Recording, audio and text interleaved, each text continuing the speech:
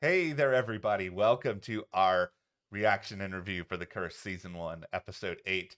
We are done changing all the smoke detectors in the hmm house. hmm We're ready to go here and talk about a really dark episode of this show. It's ridiculous. It's cringe inducing. There were still a couple of moments that I laughed, but man, this episode just it did not leave me feeling good about the world. I will say that. Listen, this show has been edgy at times, cringy at times. For me, I have felt like they've almost gotten there where it's like, this could be like so cringy or so dark or so edgy.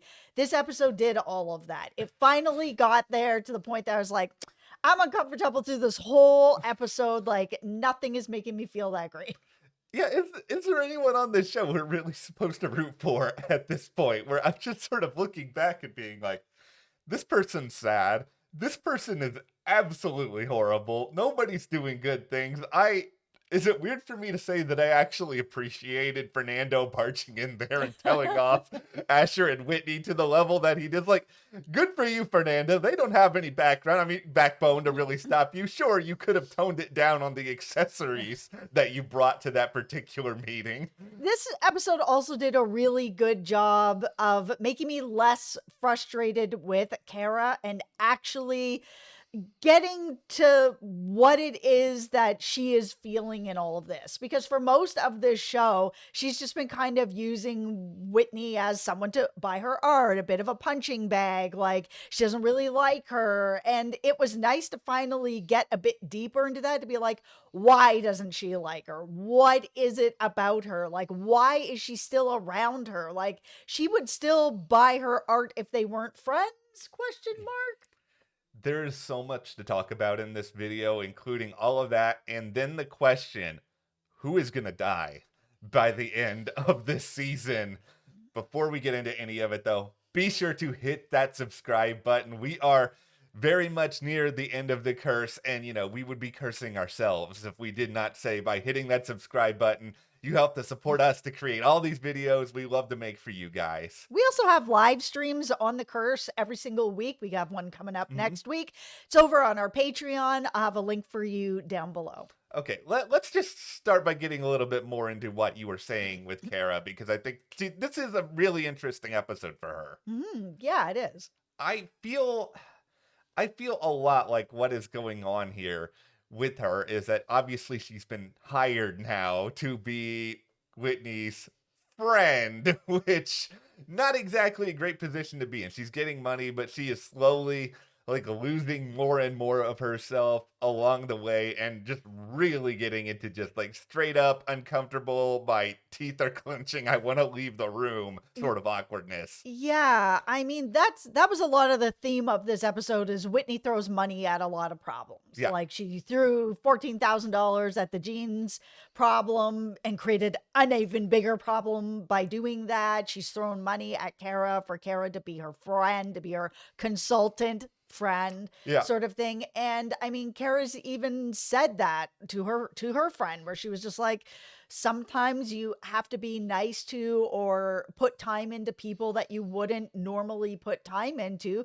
because you need them to buy your art. And I think it's a very I appreciated that she said that, because I think a lot of people that are in an artistic field, movies, TV, artwork, whatever it is, there is a lot of sort of handshaking and, hey, we're all friends, but Mhm. not really. But I need everyone to support me because art in general, whether it's film, TV, whatever it Yeah. is a really hard business to be in. So, your art can speak for itself, but you also do need to, unfortunately, make types of friendships or talk to people that you wouldn't normally want to talk to.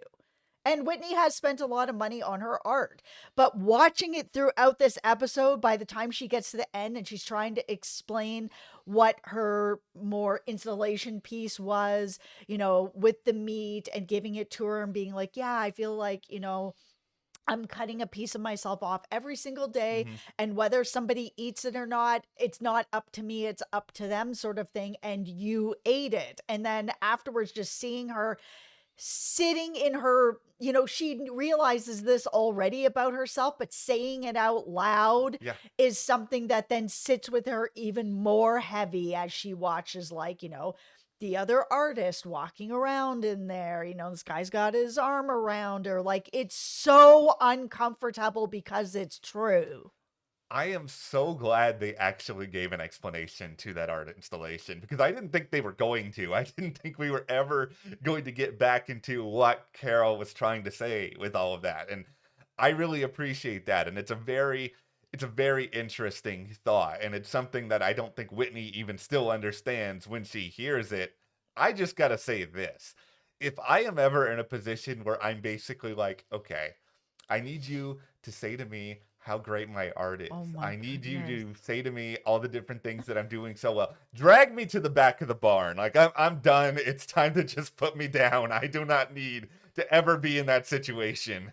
They took it to such that level Yeah. finally for me, because when she was saying that, and then you've got Kara repeating it, you can tell she doesn't want to repeat it. Yeah. Whitney then being like, "We're a collaboration." I was like, "You are Oh the no. worst." Like, how can you be this clueless on this? Or are you? And you're just kind of like, "I'm paying for this." I have so many additional questions about Whitney coming out of this episode because she is such a terrible person, but at the same time, I find great pleasure in watching people make fun of her. The MVP of this episode to me by far is Kara's friend, who just decides through all of this, I am going to just be the most offensive Native American archetype that exists in my head possible. I'm just gonna make up some prophetic statements about the land and animals. I'm just gonna spout all of it up, and every single time Whitney is like, "That is so beautiful. Can I I know, hug he's you?" turning around, he's giggling. He was the MVP of this episode, Yeah, absolutely.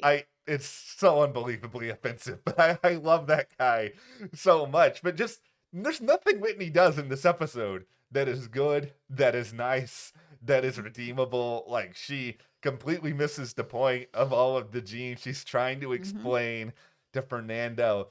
Listen, we're trying to make a statement here about justice in society and how people shouldn't be locked away with that.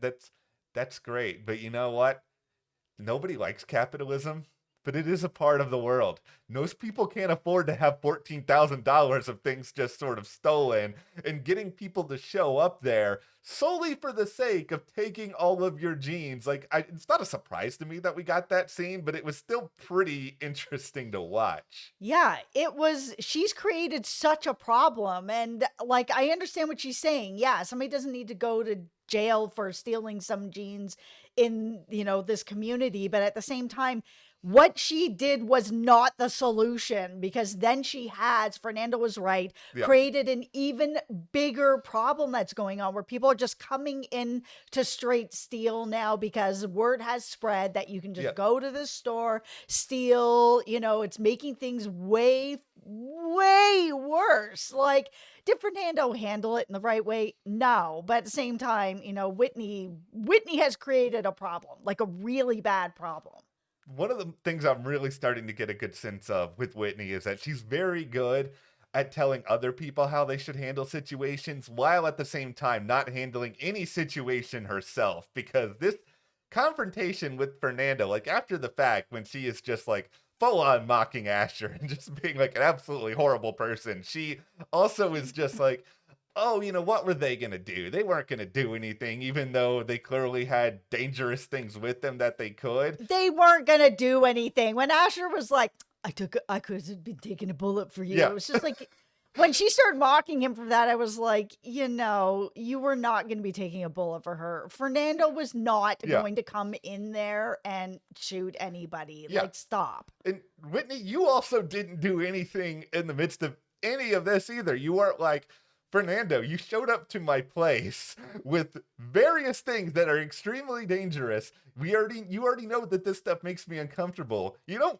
fire him. You don't really do anything. You're just like, okay, this is fine. We're just gonna continue going. Oh my goodness. It was so uncomfortable, this whole episode. It was so uncomfortable. It doesn't make a whole lot of sense. But then I guess at the same time, these people are so afraid of doing anything to like slightly hurt their reputation that they don't really see the bigger picture, that in doing that they're hurting the reputation even worse. Like nobody in this episode comes away with it feeling more favorable towards either one of them. Okay, let's talk about the big question that we're asking in this video, Yeah. which is who's gonna die? Because Yeah. it seriously feels like that is where we are going with everything that's been going on, specifically in this episode. I mean, Dougie is unraveling, and we've been watching him throughout the whole show unraveling more and more and more.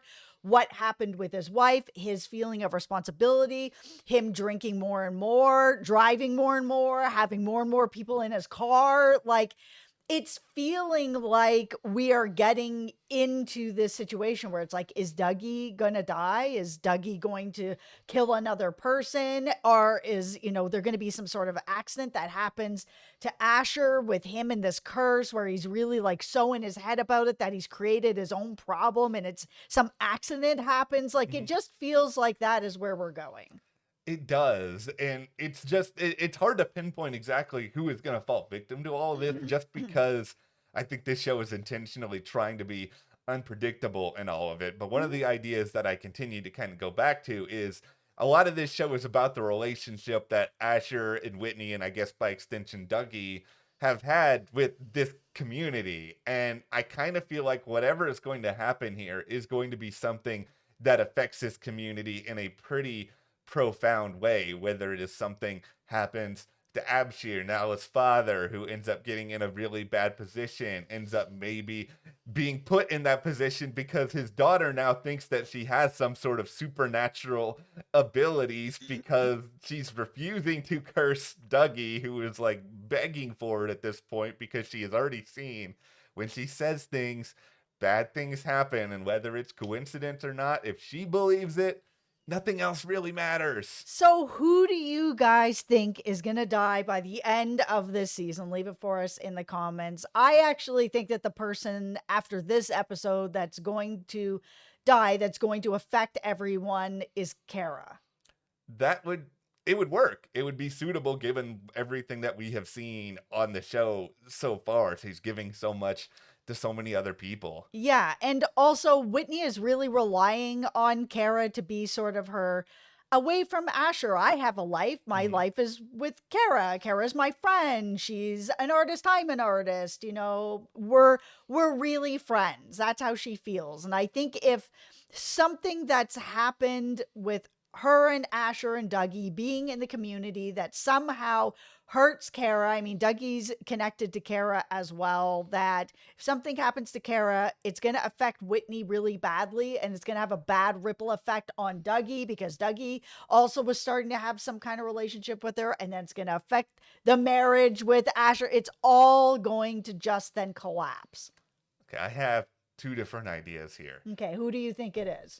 I've already said Abshir, and I think that there's a good chance that it could be him just because it's connected to Nala. It's a way to bring these stories together, and I could just see the stories now of Asher and Whitney allow this family to stay there, and because of something that they do, maybe Abshir ends up being in the car with somebody at the wrong place at the wrong time, or maybe it's just the chaos that they've caused in this community. It all puts them in a vulnerable position. So that's one idea. The other idea, and this one is really, really crazy, but bear with me. What if it's Whitney? Because there's no guarantee that this show is coming back for another season. Like, I think they've been kind of intentionally ambiguous on what the future could be for all this. But, like, Emma Stone is a huge name. You know, she's going to probably be in Oscar contention probably anytime she makes a decent movie at this point. So, is she really going to want to come back? But beyond all of that, I could easily see her getting in some position where she's on camera or she's just doing full Whitney, where she's just like, "Hi everyone. I care so much about the Oh community. God, no, I love you no. guys. Look at my sunglasses. I crafted them from fragments of the sunbeams that were coming down on Earth." And she's going to get into some sort of nonsense like this. She's going to like try to interview somebody who feels very strongly against everything she's done to the community. That person's probably going to be like, "Oh, come back here to see some of the artisanal supplies I have collected." And then, they could take her out. Like, this show is dark enough that I could see something really harsh and really drastic happening as a consequence of these people's actions. I'm actually also wondering if it's all going to tie back to that first episode with Fernando. That something they really built up a lot with Fernando, how upset he is that Yeah. they've come into the community. There's all these genes that are being stolen. They've brought this into their community where that wasn't happening the way that it's happening now. And he's really upset about it. I'm not saying Fernando's going to come in and kill anybody, because again, earlier in the video, as I said, I don't think that was ever a danger of anything like that. But I just wonder if that sort of first meeting and his family sort of against their family and their family against his family is all going to come into play. Okay, I'm about to venture into a very dangerous place in this video. I'm going to try to get inside Asher's head for a moment, because what's going on with him and Dougie throughout really the entire second half of this episode? I don't relate to Asher with much in my life. I will say that first and foremost. But I do understand the idea of hanging out with somebody who is completely unhinged and out of control, and you don't really know how to handle the situation, so you just try to get out of the situation as fast as possible. I don't feel bad for Asher as a person, but I understand how terrible that must have been, both at the restaurant, after the restaurant, and over with Abshir and Nala when Dougie is trying to just spend time checking all the smoke detectors. Well, and with that interview really, shined a light more on their relationship than it has in the past. Like, we've seen a little bit of back and forth with them where it feels like they're friends, but there's a little bit of animosity. But this really felt like these two are not friends, that they are frenemies, that there is sort of this, like, in another life, maybe they would have gotten along, but for whatever reason, all they do is just rail on each other all the time in a way that's not friendly, back and forth. It's like they're digging really deep on each other and cutting really deep.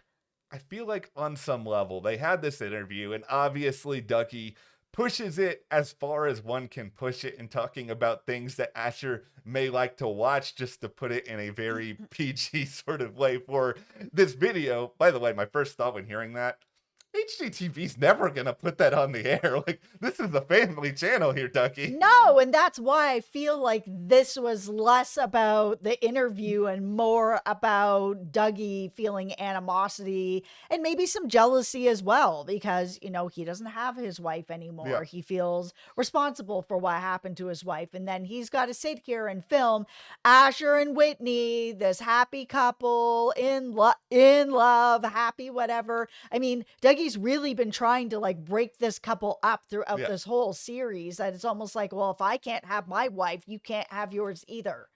Unfortunately, Asher is basically an android who has just woken up on planet Earth, and he is just like, how do I relate to other humans? And like, he never really seems to figure it out, but his sort of programmed response to that interview is, okay, maybe if I go out to dinner with Dougie, I hang out with Dougie a little bit, I say how remorseful I am that I haven't spent time with him more, that maybe we can repair some of this friendship. Maybe everything will be fine. That's at least my takeaway from it, is that it was all sort of orchestrated by Asher to sort of produce this. And Dougie, because of what you said, this is just kind of a frenemy relationship.